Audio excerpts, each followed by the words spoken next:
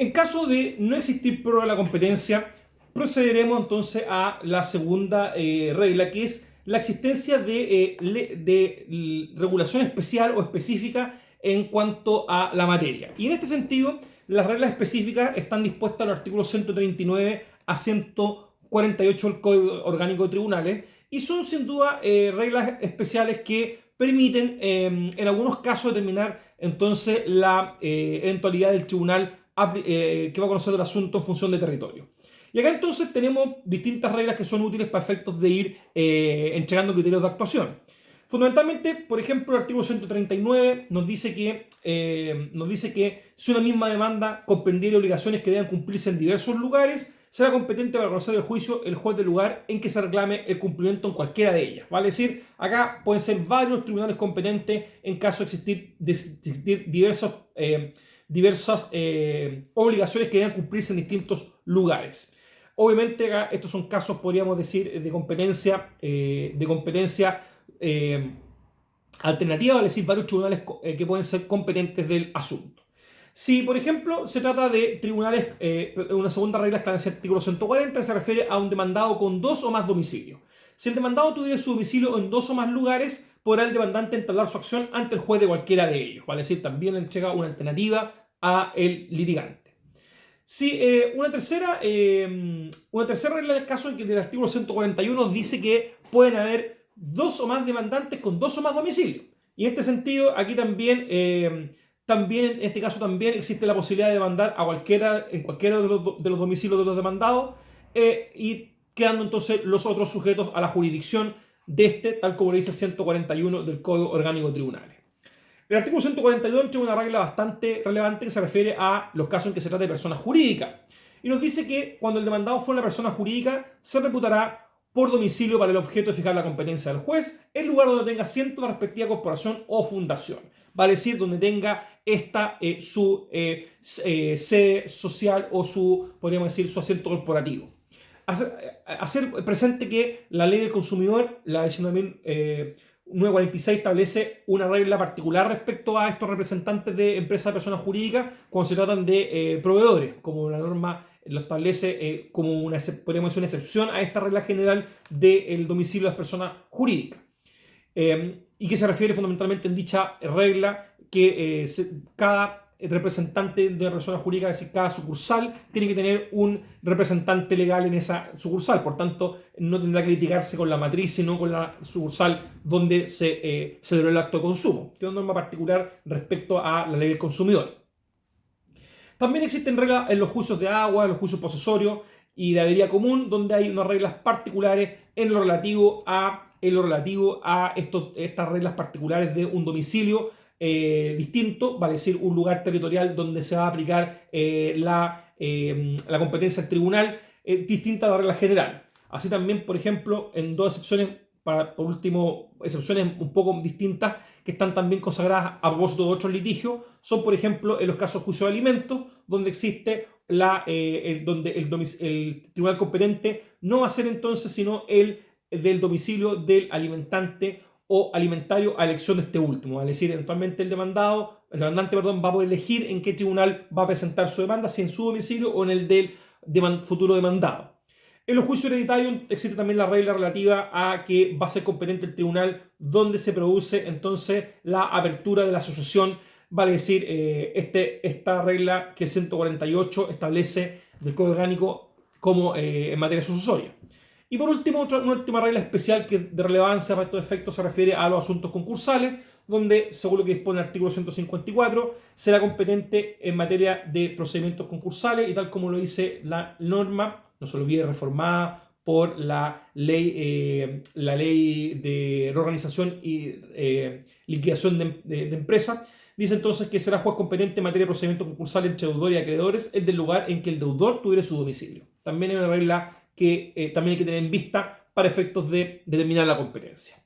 Entonces ya no tenemos ni prueba de la competencia, ni estas reglas especiales que acabamos de nombrar, entonces procederá para poder determinar el tribunal competente en función del territorio las reglas vinculadas a la naturaleza de la acción deducida como tercera regla, entonces, de ir descartando para llegar a cuál va a ser en definitiva el tribunal que va a conocer del asunto.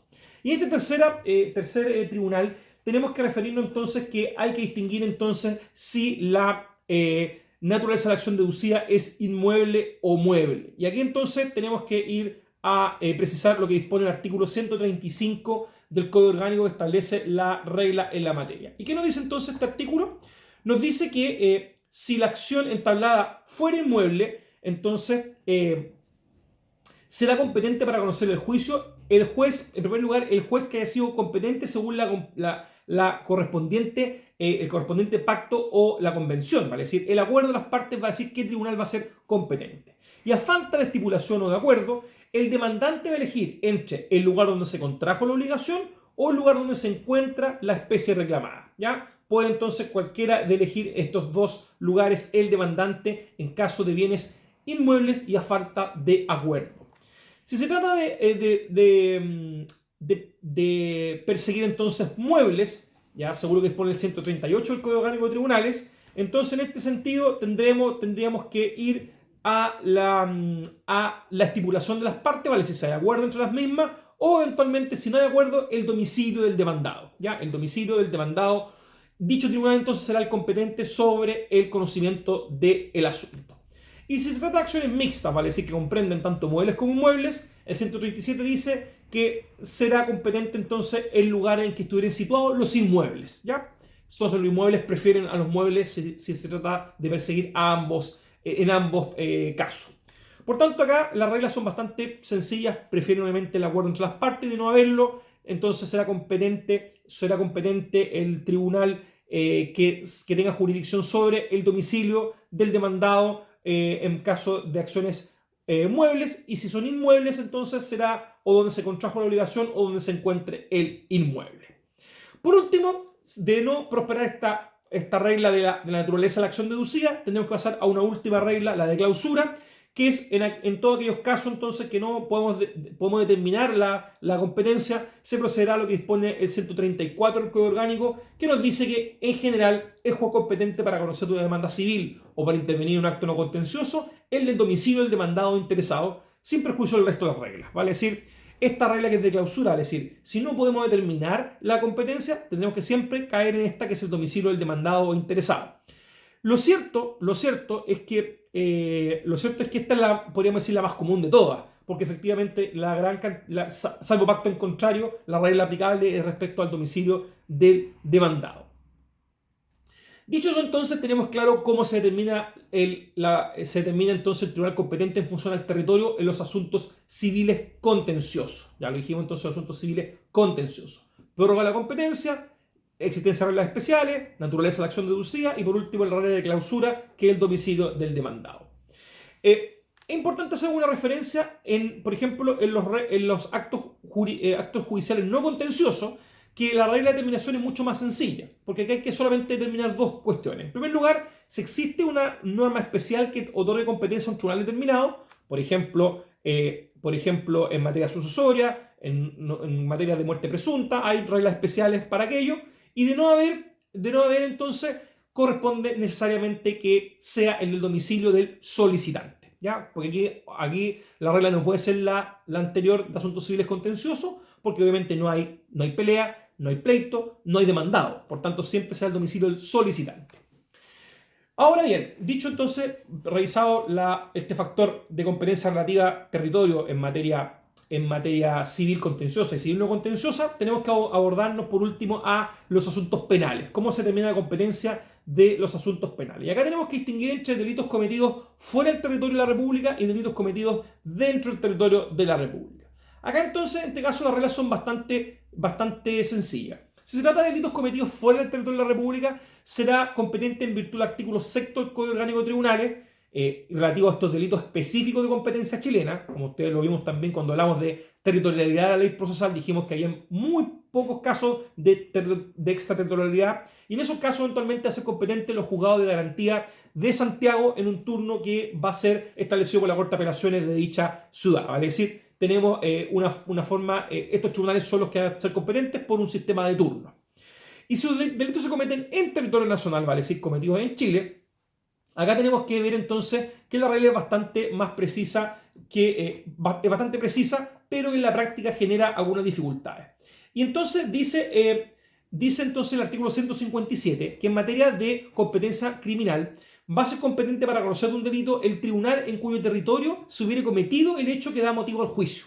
Y entonces se entenderá cometido el delito donde se hubiere dado comienzo a su ejecución. Vale decir, cuando se principie la ejecución del delito, se entenderá entonces que se está cometiendo y por tanto en ese lugar el tribunal que sea competente sobre ese territorio va a ser el que va a conocer del juicio.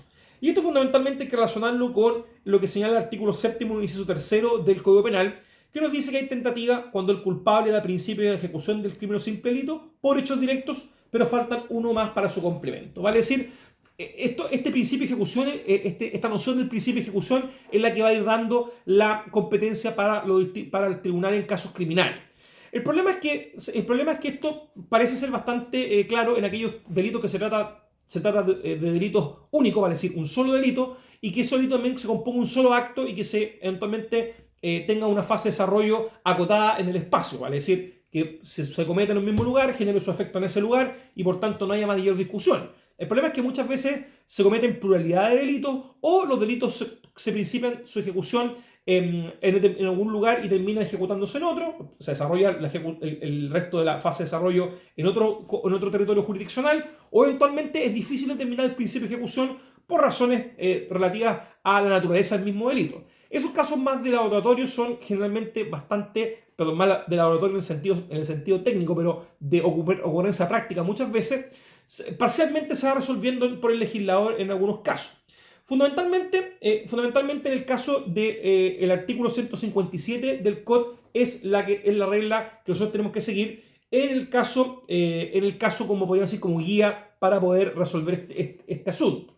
Y aquí entonces tenemos que ver entonces que probablemente también sea bastante relevante la aplicación de nociones relevantes sobre el concurso de delitos o eventualmente la probabilidad de comisión del mismo. Y en este sentido el artículo 159 del Código Orgánico de Tribunales tiene la regla respecto a estos casos. Acá perfectamente se puede entonces, el Ministerio Público puede investigar los delitos en distintas comunas sin ningún tipo de problema, pero cuando entonces decida comunicar la decisión en cuanto a tramitarlo en forma conjunta en uno solo, tendrá entonces que comunicar dicha situación a los distintos jueces de garantía que hubieran intervenido en el asunto para que eventualmente estos dejen de conocer y entonces será competente, según lo que dispone el 159, el juez de garantía del lugar de comisión del primero de los hechos investigados.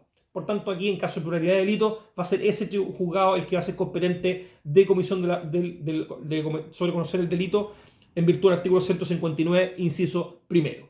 Obviamente el tema se complejiza más cuando hay que terminar este principio de ejecución, pero una cuestión que es más relativa al derecho penal que el derecho procesal. Por tanto, en esta materia siempre va a regir la regla del principio de ejecución y si son varios delitos que están conexos en virtud del 159, conocerá entonces el primero de los tribunales que sea requerido, siempre que el Ministerio Público y aunque el Ministerio Público haya desarrollado distintas investigaciones en distintas partes, debiendo comunicar al resto de los tribunales que hayan intervenido la decisión entonces de acumular a este inicial, pudiendo aceptarse o pudiendo eventualmente chavarse la correspondiente contienda de competencia.